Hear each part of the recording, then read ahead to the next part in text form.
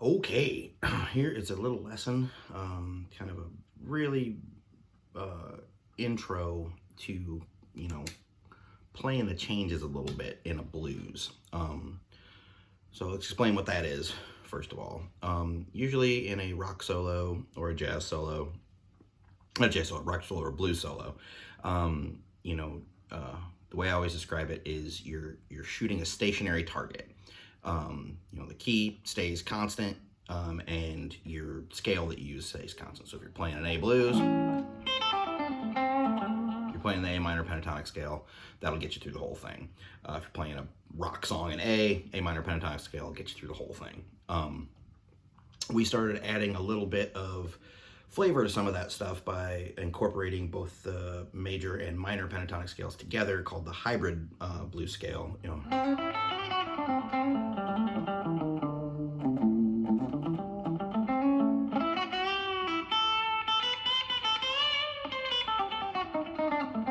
Stuff like that. Yeah, that little third's very important there. So you got that chord, the A chord there, but we're playing a minor scale, so we have that little difference. That minor third of the scale, major third of the chord. The clash of those is what really starts to make things interesting. To apply that a little bit, because now that we have that, if you're actually playing on a blues, you're going to have 3 chords, and they're all going to be dominant 7 chords.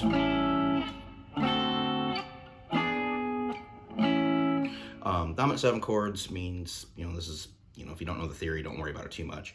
But they're kind of ambiguous because they're half major, half minor. They have a major third interval.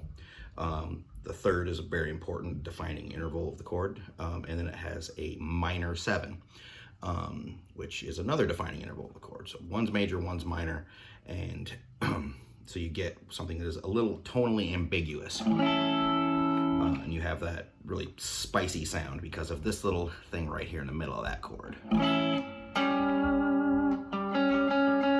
It's called a flat 5, diminished 5th, tritone, has a lot of names. It's the most dissonant note in music, and I love it, and it is central to all of our blues and rock playing and jazz.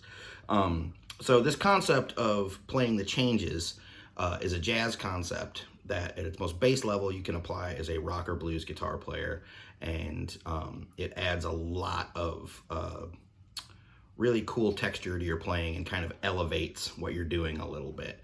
Again, the analogy that I make is now we're shooting at a moving target, is where we're treating each chord as its own key center.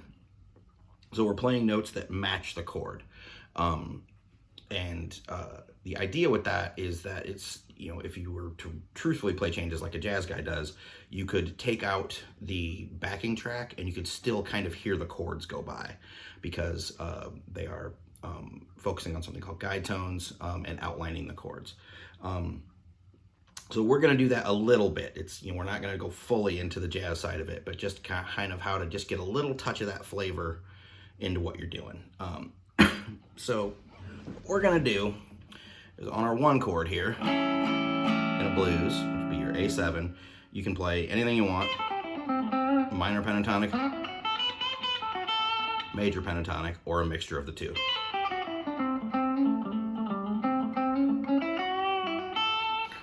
That all goes together on that. Kind of anything goes as far as that goes.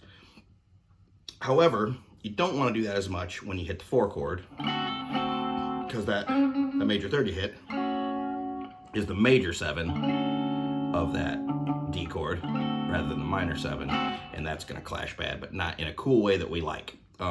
So what you would do is when it switches to the 4 chord, that's this D7, stick to the minor pentatonic scale. That's the simplest thing to do.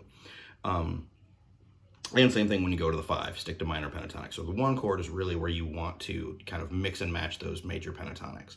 But one real cool thing you can do is, as you're playing over that 4 chord, right as the chord changes, like right when it's going from the 4 chord back to the 1 chord, is to hit this, that minor third in the minor pentatonic scale to the major third of that A7 chord as it comes back.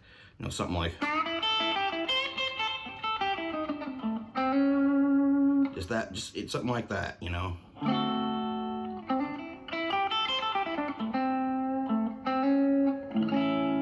Just hit that little guy there. It's because if we're in that A7 chord, and then we go to the D7 chord, you get this little flat 5 here is moving.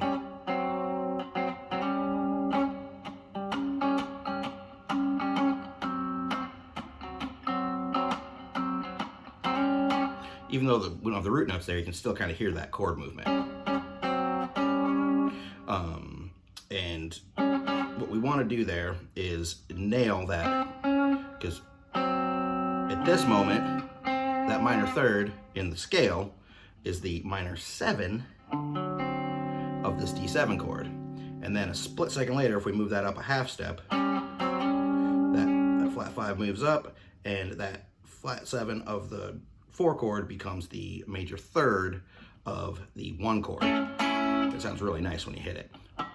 So just really kind of remembering to hit that, or you can hit it up here too. Yeah. And you can get that little, you know, just the same note in another octave, sliding from that 8 to 9.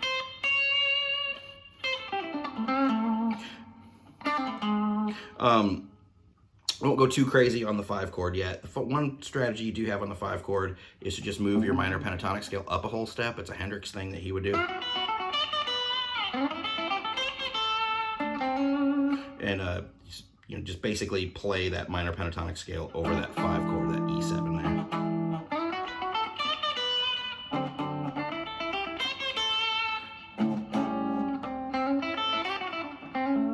And you kind of hear how those sound pretty nice together.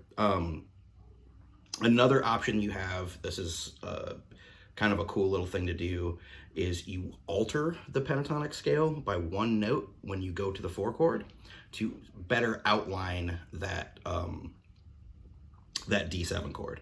And all that means is that you would take this guy here at 8th fret,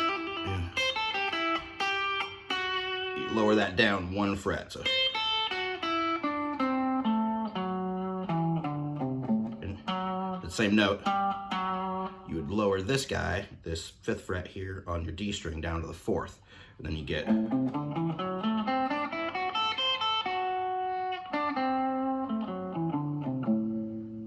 and that, you know, gives you that major third from the chord a little bit.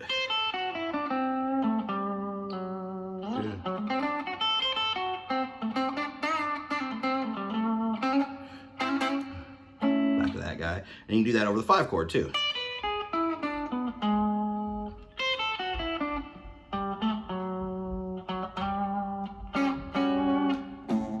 So you know, you have all those different options, but for what you really want to, the most basic levels on the 1 chord, mix and match those majors and minors all day. 4 chord and 5 chord, stick to minor pentatonic. That 5 chord, you can come up to this guy. It's not something I would do all the time. Hendrix would a lot of times play a lick and then play the exact same lick 2 frets down, like play the same lick over the 5 chord, same lick over the 4 chord. You don't have to do that, but it's a way to kind of link those together. Again, better as a spice than a soup. Just something you want to do every once in a while there for a different sound. But experimenting with these kind of altered pentatonic scales is pretty neat.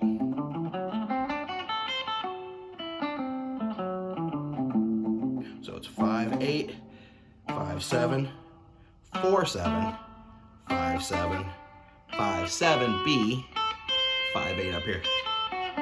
So that's getting you all the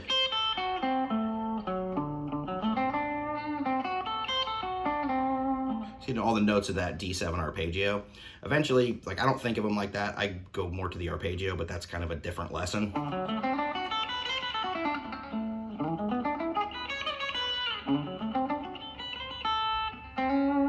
And so you start to kind of pay attention more to what chord you're on and what notes are in the chord and what note you're targeting. So hopefully that helps with this a little bit, but when you're playing over a blues, just remember all that, you know, major minor stuff on the 1, stick to minor pentatonic on the 4, alter that pentatonic if you want, and you have the option of going up a whole step on the 5. And give that a shot, see how it goes. Have fun, bye.